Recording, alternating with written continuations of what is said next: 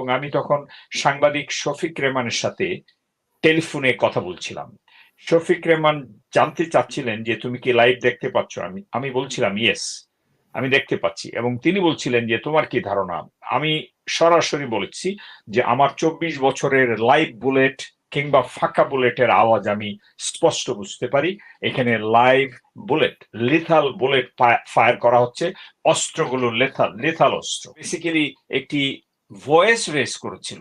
এটি হলো মানবাধিকারের একটি সুন্দরতম দিক, যে আপনি পসেশন করবেন, আপনি মিছিল করবেন, আপনি একটি ভয়েস রেস করবেন কোনো একটা কজে, সেইখানে বাতি নিবে হত্যা করা, এবং সেখানে তারপরে বলছে এত না এত, 30 না 40, 80 না 90, এখানে যাই হত্যা হোক সেটি ছিল জেনোসাইড। এবং এই জেনোসাইডের যে যারা হিরো ছিল, আজিজ সে হলো মাফিয়া, সারা পৃথিবী জানে আজিজকে মাফিয়া কিং বলা হয়েছে, আর বেনজির হলো সে হলো চোরের রাজা। সুতরাং ওই চোরের রাজা কিংবা মাফিয়ার যে রানী, সেই রানী পালিয়ে গেছে সেদিন 5 তারিখে। সুতরাং রাজাও নাই, রানীও নাই, এখন তাদের লেসপেন্সাররা বিভিন্ন বেশ বসায় আছে। আজকে আমরা স্বাধীনতার দ্বিতীয় সপ্তাহ, অর্থাৎ তৃতীয় সপ্তাহে পা রাখছি। আমরা একটি নতুন স্বাধীনতা উদযাপন করছি দেশে প্রবাসী। স্বৈরাচারী সরকার পালিয়ে গেছে। স্বৈরাচারী সরকারের মন্ত্রী, এমপি, বাহাদুর যারাই আছে, যারা লেসপেন্সার ছিল, তারা সবাই পালাচ্ছে। অনেকে ধরা হচ্ছে, অনেকে কারাগারে নেওয়া হচ্ছে। একইভাবে প্রশাসনে যারা এই স্বৈরাচারের হাতকে শক্তিশালী করেছে, যারা দিবালোকের মতো সত্য যে মানবাধিকারকে লঙ্ঘন করেছে, যারা নির্বাচনকে বিভিন্নভাবে প্রভাবিত করে এই সরকারকে, এই স্বৈরাচারী সরকারের হাতকে শক্তিশালী করেছে, তারা এখন গা ঢাকা দিচ্ছে। অনেকে আবার রূপ বদল করছে, অনেকে বুঝাতে চাচ্ছে তারা এই সরকারের সাথে নেই। সো এমন একটি ধূম্রজালের মধ্যে যখন জাতি একটি রক্তাক্ত বাংলাদেশের পরবর্তী নতুন স্বাধীনতা দেখছে, সেখানে অনেক ভুল বোঝাবুঝি, অনেক কিছুই সৃষ্টি হচ্ছে।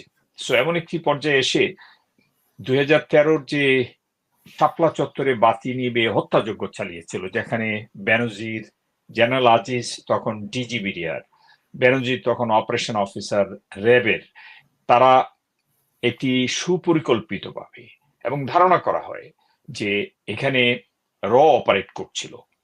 বাতি নিবে ক্যাপিটাল সিটিতে লাইভ বুলেট নিক্ষেপ করছিল। আমি কয়েকটা লাইভ দেখছিলাম, এবং আমি তখন সাংবাদিক শফিক রেহমানের সাথে টেলিফোনে কথা বলছিলাম। শফিক রেহমান জানতে চাচ্ছিলেন যে তুমি কি লাইভ দেখতে পাচ্ছ?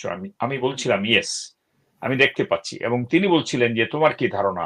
আমি সরাসরি বলেছি যে আমার 24 বছরের লাইভ বুলেট কিংবা ফাঁকা বুলেটের আওয়াজ আমি স্পষ্ট বুঝতে পারি।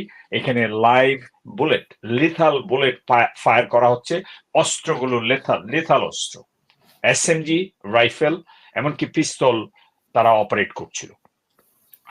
আমার গা শিহরে উঠছিল, এবং যখন বাতি নিভে গেল, যখন টেলিভিশন লাইভ বন্ধ করে দিল, তখন আমার কাছে আরো বেশি কষ্ট হলো।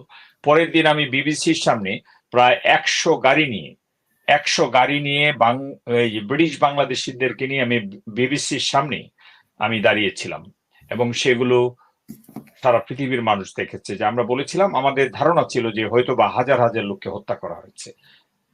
এটি হাজার হাজার না হলেও শত শত মানুষকে সেদিন হত্যা করা হয়েছিল, এবং সেটিকে ডাইজেস্ট করে ফেলেছিল এই বিডিআর কিংবা র্যাব। তারা গণকবর দিয়েছিল। আপনাদের মনে আছে বিবিসির প্রতিবেদনে বা কোনো একটা প্রতিবেদনে একজন বোবা লোক বলার চেষ্টা করেছিল, একটা বোবা ছেলে, সে বলার চেষ্টা করেছিল বডি ল্যাঙ্গুয়েজ দিয়ে যে এখানে অসংখ্য কবর দেওয়া হয়েছে। এ ধরনের হত্যাযজ্ঞ এটি আওয়ামী লীগের দ্বারাই সম্ভব। এরা 72-75 করেছিল, সেখানে শেখ মুজিব সেই দলটিকে হত্যা করেছিল, অর্থাৎ পার্লামেন্টে দাঁড়িয়ে বলেছিল যে এরা হলো চোরের দল, এরা হলো চাটার দল। সুতরাং পার্লামেন্টে দাঁড়িয়েই সব দল বিলুপ্তি করে বাকশাল করেছিল। আর তার মেয়ে এসে বাকশাল নাম না দিয়ে ওইটাকে কবর থেকে উঠিয়ে, অর্থাৎ আওয়ামী লীগকে কবর থেকে জীবন দিয়ে এই আওয়ামী লীগকে সে দুর্গন্ধময় করে এই 15 বছর পরে সে পালিয়ে গেল, এখন বাকিরা সবাই পালিয়ে গেছে। সুতরাং এই হত্যাকাণ্ডের প্রথম যে হত্যাকাণ্ড ছিল, যে জেনোসাইডটা ছিল, সেটি ছিল 25শে ফেব্রুয়ারি 2009, এবং সেখানে সেনা অফিসার 57 জন সেনা অফিসার 74 জনকে হত্যা করেছে। সুতরাং এগুলোর জন্য কোনো এভিডেন্স, কোনো মানবাধিকার কর্মীর গলা বা উচ্চারণ এগুলোর দরকার নেই। আমার কথা হলো যে হত্যাযজ্ঞগুলো হয়েছে এগুলো স্পষ্ট, এখানে জেনোসাইড হয়েছে। এবং এই 13 যে হত্যাকাণ্ড সেটি ছিল অত্যন্ত মর্মান্তিক। এরা মাদ্রাসার ছাত্র, এরা মাদ্রাসার হুজুর, এরা সাধারণ মানুষ, ওরা বেসিক্যালি একটি ভয়েস রেজ করেছিল।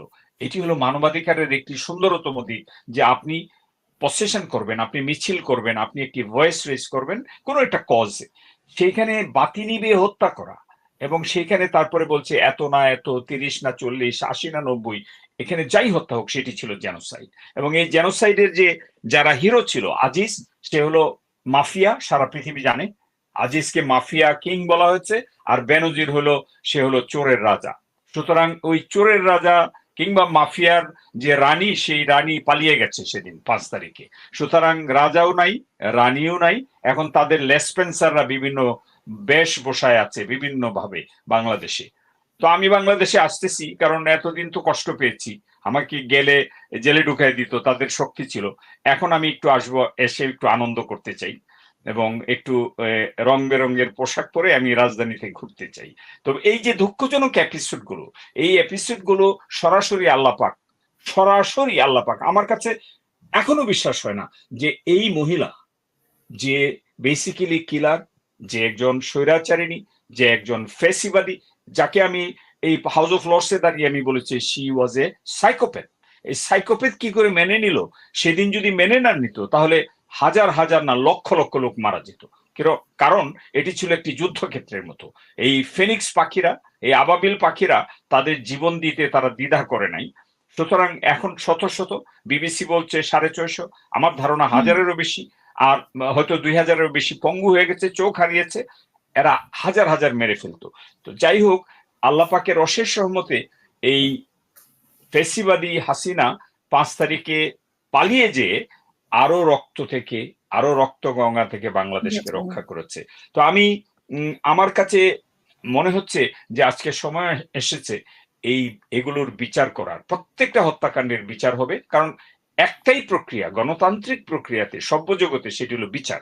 এবং সেই বিচারিক প্রক্রিয়া হবে, নাটক হবে, এদের হেলমেট লাগাবে, তারপরে কোর্টে নিবে, তারপরে আমাদের এই যে মহামান্য আদালত বসবে, এই মহামান্যরা বিচার করবে। দুজনকে খাঁচার মধ্যে ঢুকিয়েছিল, কিন্তু দীপুমণিকে তো আমরা খাঁচা দেখি নাই আবার। ওকে, মনি তারপরে সনি এরা সবাই খাঁচায় ঢুকবে আস্তে ধীরে আর কি। সো এই নাটক এখন দেখবো আমরা ধীরে সুস্থে।